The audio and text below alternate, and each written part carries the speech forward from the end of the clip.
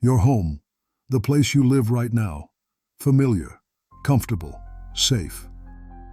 When the zombie apocalypse hits and chaos erupts everywhere, your first instinct is probably to lock the doors and wait it out. But could you actually survive a zombie outbreak in your own home? Or is staying put the worst decision you could make?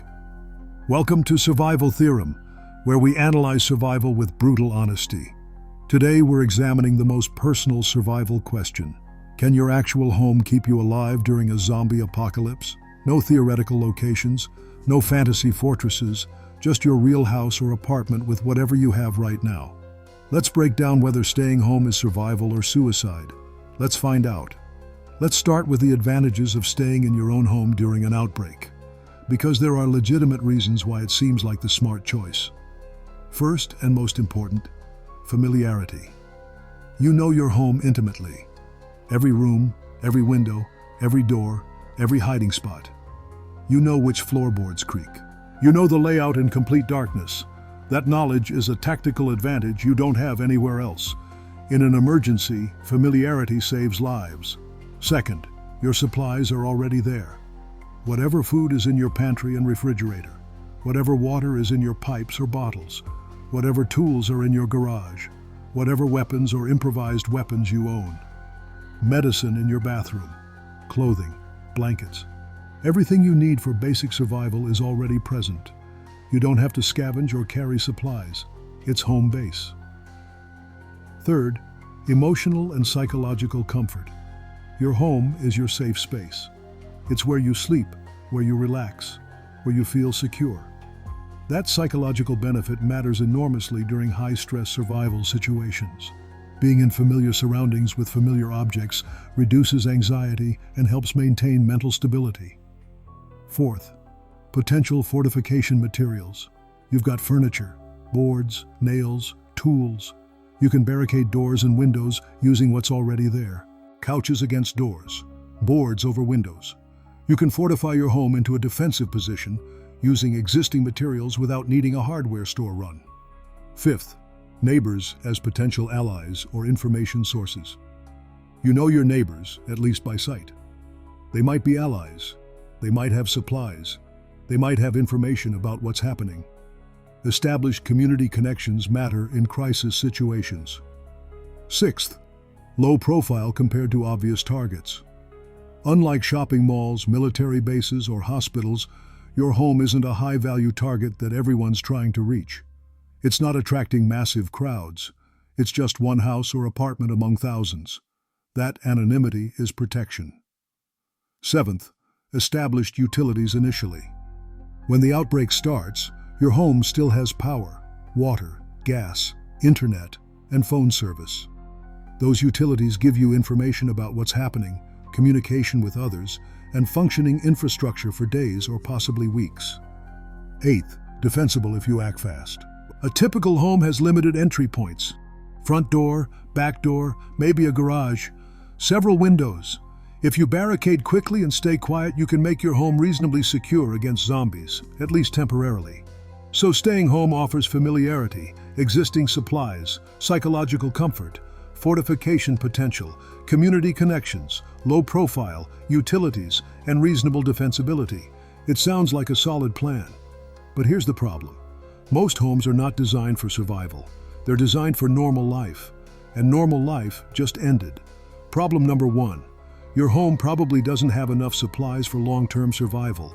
How much food is in your house right now? Be honest. Most people have maybe a week or two of food if they stretch it. Fresh food in the refrigerator that spoils within days when power fails. Some canned goods, some dry pasta or rice. Snacks, that's it. You're not feeding yourself or a family for months on what's in a typical pantry. Water? You might have some bottled water, maybe a few gallons. But when the water mains fail and taps run dry, how long does that last? A person needs a gallon per day, minimum. A family of 4 needs 4 gallons daily. Your water runs out in days. Medicine? You've got whatever's in your bathroom cabinet. Some pain relievers, bandages, maybe prescription medications. When those run out, what do? If someone gets sick or injured and needs antibiotics or serious medical care, you don't have it. Your home is stocked for normal life with regular grocery trips and pharmacy runs. It's not stocked for weeks or months of isolation. You'll run out of critical supplies fast, and then you're forced to leave. And leaving after you're weak from hunger or dehydration is far more dangerous than leaving earlier when you were strong. Problem number 2. Most homes are incredibly easy to break into. Unless you live in a reinforced bunker, your home has significant vulnerabilities. Standard residential doors can be kicked in or broken with minimal force. A determined person or a crowd of zombies pushing against a door will break it eventually. Windows are even worse. Standard residential windows are thin glass. A thrown rock, a zombie's hand, any impact breaks them. Even if you board them up, those boards are attached to window frames that aren't designed to withstand sustained pressure. Zombies push constantly. Wood splinters, nails pull out, boards fall. Your barricades fail. Walls themselves are often just drywall over wooden studs, not concrete, not brick, drywall. A zombie or desperate human can literally punch through drywall. Your walls aren't protection, they're suggestions. And if you're in an apartment, you share walls with neighbors. Those shared walls are even thinner. If the apartment next to you gets breached, there's essentially nothing between you and zombies except a thin barrier they can break through. Your home was built for comfort and cost efficiency, not security. It's not a fortress. It's a box with doors and windows that can be easily compromised. Problem number 3. No sustainable food or water production. Your home doesn't have a well. Water comes from city infrastructure. When that fails, you're out of water unless you can collect rain, and you need a system for that. Most people don't have rain collection systems. And even if you collect rain, you need purification methods, or you'll get sick from contaminated water. Food production? You might have a small garden in your yard if you have a yard, but can that garden feed you year-round? Do you have seeds for multiple seasons? Do you know how to grow food efficiently? Most people's gardens are hobbies, not survival farms. You're not feeding yourself long-term on tomatoes and herbs. If you're in an apartment, you have no land at all. Maybe a balcony for a few potted plants. That's not food production, that's decoration. You can't survive on balcony vegetables. Your home has zero sustainability. You're dependent on whatever you have when the crisis starts, and when that runs out, you're forced to scavenge. And scavenging in a zombie-infested area is incredibly dangerous. Problem number 4. Your home's location determines your survival odds, and most people live in terrible locations. If you're in a city or dense suburb, you're surrounded by high population density. That means high zombie density when the outbreak starts. Thousands or millions of infected in close proximity. Your home is an island in an ocean of zombies. You can't leave safely. You can't scavenge. You're trapped. Even quiet residential neighborhoods become dangerous fast. Your neighbors turn. Zombies from other areas wander through. Within days or weeks, your street is full of infected. Going outside means fighting or sneaking through them. That's not sustainable. If you're rural, your odds are better. Lower population means fewer zombies, but rural isolation also means no nearby resources to scavenge, no potential allies, and longer distances if you need to relocate. Your home's location was chosen for work commute, schools, amenities, cost, not for apocalypse survival, and you can't change that location once the outbreak starts. Problem number 5. Staying home makes you a static target. Once you commit to staying home, everyone knows where you are.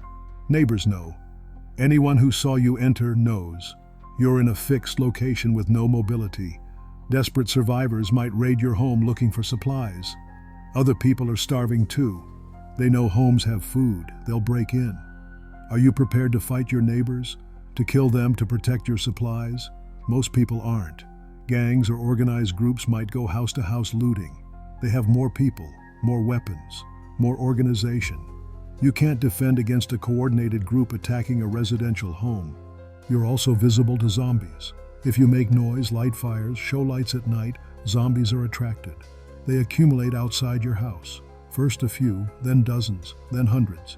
You're under siege in a structure that wasn't built to withstand a siege. Problem number 6. Psychological isolation destroys you mentally. Humans are social creatures. We need interaction. Staying locked in your home with the same few people or alone for weeks or months is psychologically devastating. No new faces, no new information, just fear, boredom, and waiting. You're staring at the same walls, listening to zombies outside, watching your supplies dwindle, knowing eventually you'll have to leave but too afraid to do so. That's not survival. That's psychological torture. Depression sets in, anxiety becomes constant, paranoia develops, people snap, domestic violence increases, suicides happen. The home that was supposed to protect you becomes a prison that destroys your mental health. And if you have children, it's worse.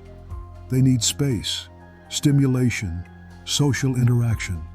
Keeping them locked inside, watching the world fall apart, damages them. They don't understand why they can't go outside. They're scared, they're bored, they're traumatized. Problem number 7. Infrastructure failure makes your home unlivable. Your home is designed around modern infrastructure. Powerful lights, refrigeration, heating, cooling, water from municipal systems, sewage removal, natural gas for heat or cooking, internet and phone for communication. When the power grid fails, your refrigerator stops. All your frozen and fresh food spoils within days. Your home becomes dark at night. In winter, you freeze without heat. In summer, you roast without AC. When water pressure fails, toilets don't flush. With even a small family, human waste accumulates. The smell is overwhelming. Disease risk skyrockets. When sewage systems back up or fail, your toilet becomes a biohazard. You're living with your own waste. Your home becomes unlivable without utilities. And those utilities fail within days or weeks of societal collapse. You can't maintain modern living standards without modern infrastructure. Problem number 8. Fire is a death sentence. Homes are full of flammable materials. Furniture, curtains, carpets, insulation, wood framing. If a fire starts from cooking, candles, electrical shorts, or deliberate arson by raiders, your home becomes an inferno. Without fire departments, fires spread unchecked. Your home burns with you inside if you can't evacuate. And if zombies are outside, you're choosing between burning alive or running into a horde. Both options are death. Entire neighborhoods can burn in chain reactions. One house catches fire, spreads to the next, and the next. You watch the fire approaching, knowing your home is next, with nowhere to go. Let's walk through what realistically happens if you try to survive the zombie apocalypse in your home. Days 1 to 7, the initial lockdown. The outbreak starts. You barricade your doors and windows. You inventory your supplies. You have maybe 2 weeks of food and a few days of water. The power is still on. You're watching news, trying to understand what's happening. You see zombies in the street occasionally. You stay quiet and hidden. It feels manageable. You think maybe you can wait this out. Survival rating, 7 out of 10. It's not bad yet. Weeks 2 to 4, the deterioration. Power fails, your refrigerator stops, fresh food spoils. You're down to canned goods and dry foods. Water pressure drops, then stops completely. You're rationing bottled water. Toilets don't flush. Waste accumulates.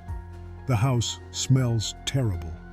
You hear zombies outside more frequently. Gunshots in the distance. Screaming. Your neighborhood is falling apart. You're running low on supplies. You need to make a decision. Stay and starve, or leave and risk the zombies. Survival rating, 4 out of 10. It's getting bad. Month 2, the breaking point. You're out of food, out of water. Starving, dehydrated, weak. You have to leave to find supplies, or you'll die in your home. But you waited too long. You're too weak to fight effectively. The street outside has dozens of zombies. You attempt to leave. Most people who leave at this stage die within hours. They're too weak to run, too weak to fight. The zombies get them. Survival rating, 1 out of 10. You're probably dead. This is the trap. Your home feels safe initially, so you stay. But it's not sustainable, so you run out of supplies. By the time you're forced to leave, you're in the worst possible condition to survive outside. You stayed too long. So when does staying home actually work? Only under very specific conditions. Condition 1. You live rural with low population density. Fewer neighbors means fewer zombies. You're not surrounded by thousands of infected. You can actually move around your property somewhat safely. Condition 2. You have significant supplies already stockpiled. Months of food, water storage, and purification capability, medical supplies, weapons. You're actually prepared for long-term isolation. Condition 3. You have sustainable resources, a well for water, a large garden or farm, livestock, renewable food and water sources. You're not dependent on finite supplies running out. Condition 4. Your home is actually fortified. Reinforced doors, barred windows, strong walls, not a typical suburban house. An actually defensible structure. Condition 5. You're not alone. A family or small group with diverse skills. Someone with medical knowledge. Someone who can grow food. Someone with security experience. Division of labor and mutual support. Get all 5 of those conditions, and staying home might work for months or even years. But how many people have all 5? Almost nobody. Most people have 0 of those conditions. And without them, staying home is slow suicide. So here's your actual survival strategy if you're home when the outbreak starts. Immediate assessment. First 24 hours, assess your situation honestly. How much food do you have? Water? Medical supplies? Can you defend your home? How many zombies are in your immediate area? Is your location viable, or are you surrounded? Be brutally honest. Short-term fortification. If you're staying temporarily, barricade doors and windows immediately. Use furniture, boards, anything heavy. Make noise traps so you know if something's trying to get in. Establish defensive positions. Inventory and ration. Count everything.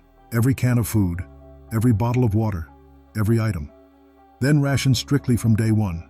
Make it last as long as possible. Information gathering. While power and internet work, gather all the information you can. What's happening? Where are safe zones? What are survival strategies others are using? Download information to devices. Print important documents. Plan your exit. Do not plan to stay forever. Your home is temporary shelter. Plan where you're going next. Identify rural areas, potential safe locations, routes to get there. Have a destination. Leave early. This is critical. Leave within the first week, maximum 2 weeks. Leave while you're still strong, well-fed, and the zombie density hasn't peaked. Do not wait until supplies run out. That's too late. Travel light but smart. Take food, water, weapons, medical supplies, important documents. Don't take sentimental items or excess weight. Mobility is survival. Head for low-density areas. Get out of cities and suburbs. Head rural. Find land with water sources and agricultural potential. That's where long-term survival is possible. Best case scenario, you live in a rural area with a well-fortified home, significant stockpiles, a large garden, and a well. You have family or a small group. You're genuinely prepared. You use your home as a base while the initial chaos settles. You defend successfully against occasional zombie encounters.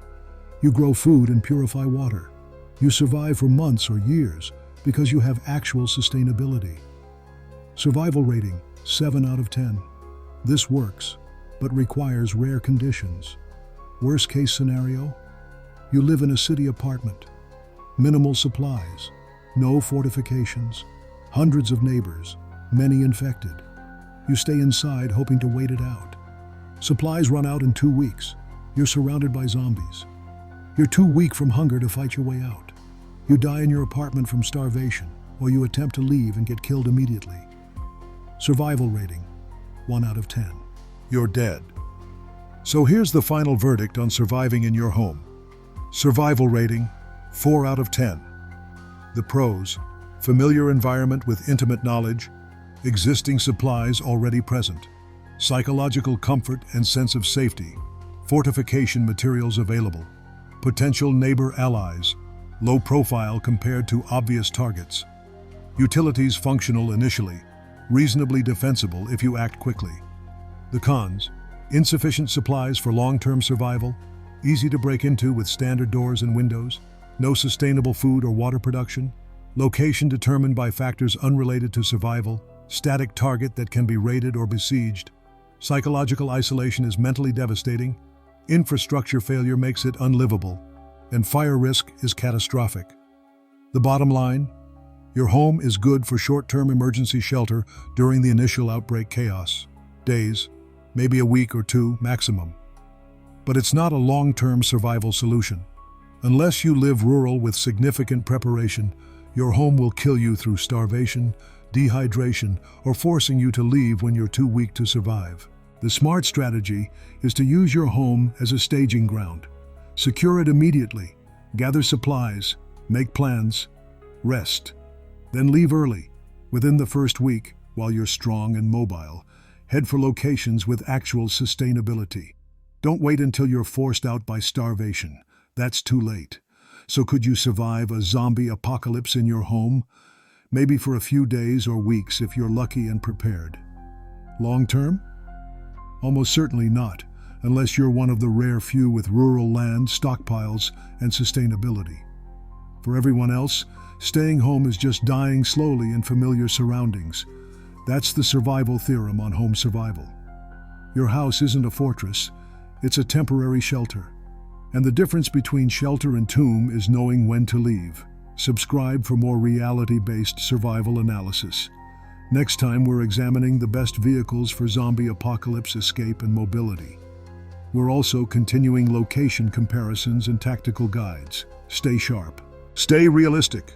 And remember, home is where the heart is. But survival is where you can sustain yourself. And those are rarely the same place. Stay alive.